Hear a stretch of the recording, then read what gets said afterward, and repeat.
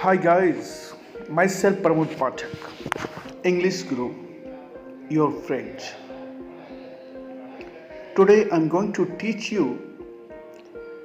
the structure is subject plus shall oblique will be.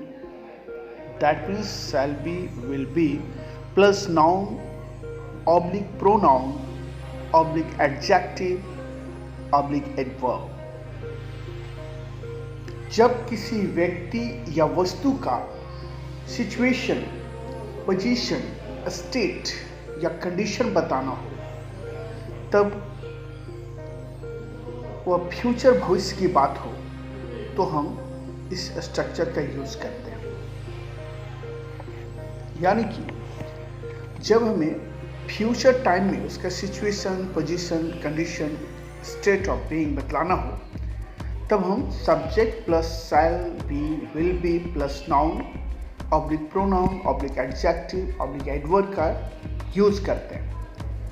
तो चलिए कुछ एग्जाम्पल्स के द्वारा इसे समझने की कोशिश करते हैं। मैं कल आपके साथ रहूँगा।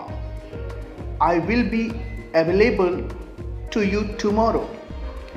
I will be available to you tomorrow. तुम कितने बजे वापस आओगे? At what time will you be back? At what time will you be back?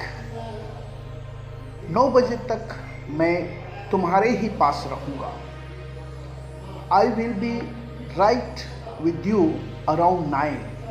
I will be right with you around 9. मुझे उम्मीद है कि तुम अपनी कोशिश में सफल हो जाओगे।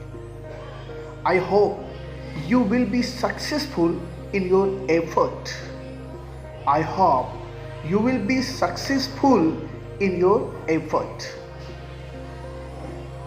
मुझे पता है कि दूसरा काम ढूंढ लेना आसान नहीं होगा। I know it won't be easy to find another job. I know it won't be easy to find another job.